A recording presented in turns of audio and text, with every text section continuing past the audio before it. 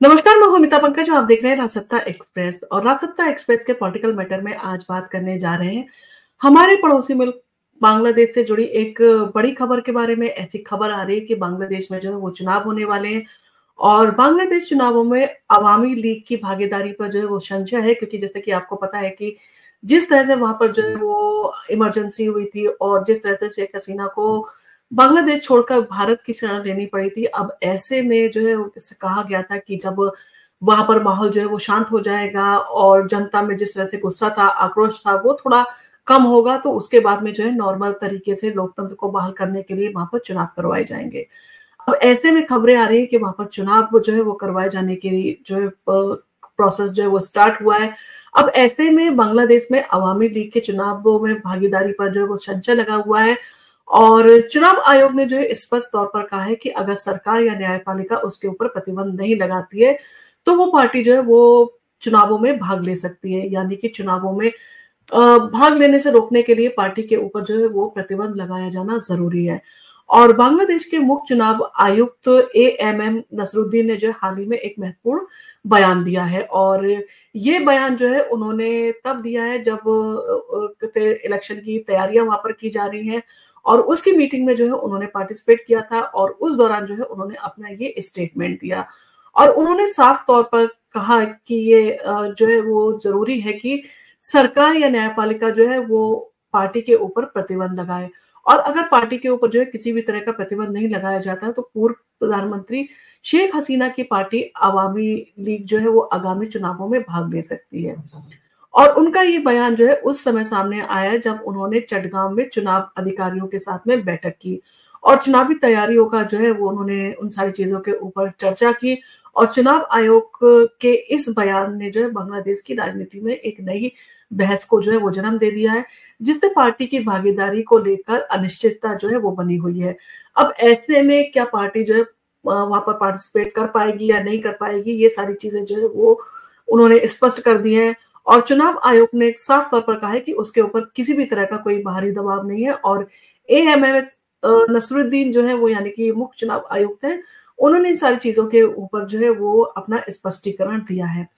और इन सारी चीजों का स्पष्टीकरण देते हुए चुनाव आयुक्त ने कहा कि चुनाव आयोग जो है पूरी तरह से स्वतंत्र है और उस पर किसी भी तरह का कोई बाहरी दबाव नहीं है और उन्होंने कहा कि हम निष्पक्ष और पारदर्शी चुनाव कराने के लिए जो है पूरी तरह से प्रतिबद्ध है। और उनका जो है ये बयान बांग्लादेश में चुनावी निष्पक्षता और स्वतंत्रता पर सवाल उठाने वाले उन कुछ लोगों के लिए जो है यानी कि विपक्षी दलों के लिए जवाब है जो इस तरह के आरोप जो है वो चुनाव आयोग के ऊपर लगाते आए हैं और निष्पक्षता और स्वतंत्रता पर सवाल उठाने वालों को इन सारी चीजों से जवाब जो है वो मिला होगा। और इन सारी चीजों के साथ जो है विपक्षी दलों के ये आरोप जो है लगातार जो है वो उठते रहे हैं और नसीरुद्दीन ने जो है ये भी कहा कि चुनाव आयोग पर जो है किसी भी तरह का कोई बाहरी दबाव नहीं है और वह केवल जो है लोकतंत्र प्रक्रियाओं को जो सुनिश्चित करने के लिए काम कर रहे हैं और वो पूरी तरह से निष्पक्ष होकर जो है वो लोकतंत्र को बहाल करना चाहते हैं और उसके लिए चुनावी प्रक्रिया में वो जो है वो जितनी भी चीजें जरूरी है उन सारी चीजों का ध्यान रख रहे हैं। और चुनावों में अविश्वास और सुधार की जो है आवश्यकता पर भी उन्होंने कहा कि हाँ जरूरत है। तो चुनाव आयोग के मुख्य चुनाव आयुक्त ने जो है वो पहले के चुनावों में जो है मतदाता पंजीकरण में गिरावट और फर्जी मतदाताओं के मुद्दे को स्वीकार किया और उन्होंने कहा कि इस समय जो है इन सारी चीजों के ऊपर सुधार की जो है वो सारी चीजें जो है चल रही हैं, हम जो पूरी तरह से सुधार करना चाहते हैं और मतदान प्रक्रिया में जो है लोगों का विश्वास कम हुआ है और इन सारी चीजों के साथ में जो है चुनाव आयोग इन सारी चीजों पर ध्यान देते हुए इन सारी चीजों के ऊपर जो है पूरी तरह से ध्यान रखेगा और उसमें सुधार करने की कोशिश करेगा। और चुनाव आयोग जल्द ही जो है मतदाता सूची पर जो है वो अद्यतन जो है करने की योजना बना रहा है ताकि आगामी चुनावों में जो है ऐसी समस्याओं से जो है वो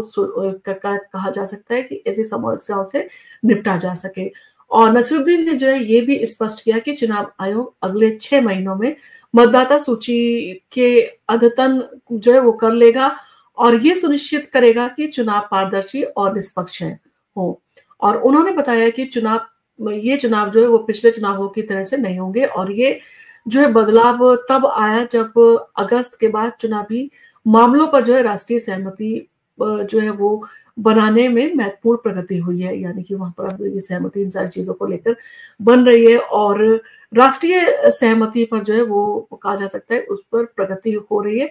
तो चुनाव आयोग के बयान में ये भी उल्लेख किया गया कि 5 अगस्त के बाद चुनावी मामलों में जो है वो राष्ट्रीय सहमति बनाने की काफी जो है प्रगति हुई है और ये बयान बांग्लादेश के चुनावी सुधारों को लेकर सरकार और विपक्ष के बीच संवाद के संदर्भ में दिया गया है।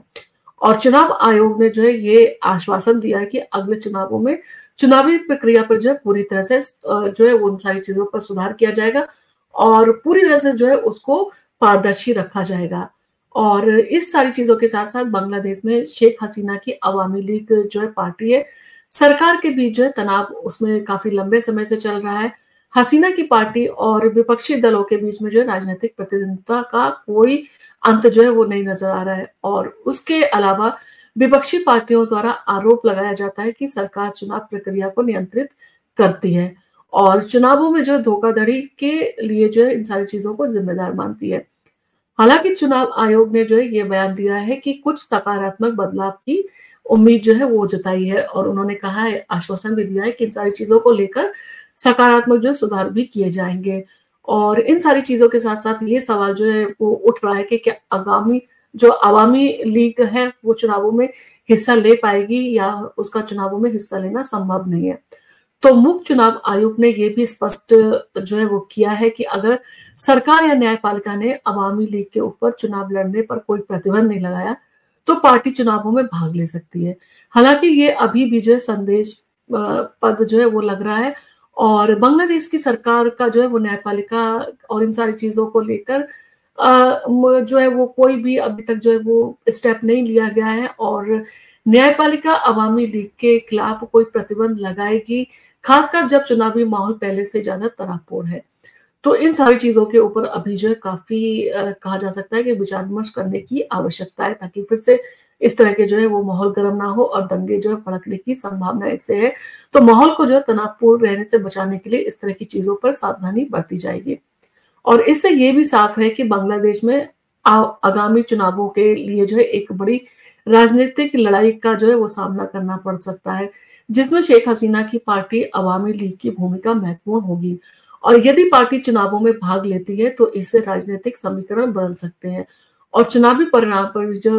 वो है इसका सीधे तौर पर जो है असर पड़ सकता है। और एक तरह से कहा जा सकता है कि अगर शेख हसीना के पक्ष में अगर चुनाव के परिणाम आते हैं तो ये उनके लिए जो है काफी अच्छा होगा और अगर उनकी पार्टी के ऊपर प्रतिबंध लग जाता है तो ये उनके कहा जा सकता है शेख हसीना के पॉलिटिकल करियर पर जो है एक बड़ा जो है वो विराम चिन्ह लग जाएगा। इन सारी चीजों के ऊपर आपका क्या कहना है? क्या आपको लगता है कि इस तरह का जो है प्रतिबंध शेख हसीना की पार्टी पर लगाया जा सकता है सरकार या न्यायपालिका के द्वारा, या सरकार कोशिश करेगी कि शेख हसीना की पार्टी भी जो है चुनावों में हिस्सा ले, क्योंकि लोकतंत्र में हर पार्टी को चुनाव में हिस्सा लेने का जो है वो अधिकार है। अब ऐसे में शेख हसीना की पार्टी को लेकर क्या जो है वो फैसला लिया जाएगा ये आने वाला समय बताएगा। आपको अगर हमारा वीडियो पसंद आया तो आप इसको लाइक कीजिए, शेयर कीजिए, सब्सक्राइब कीजिए हमारे चैनल को और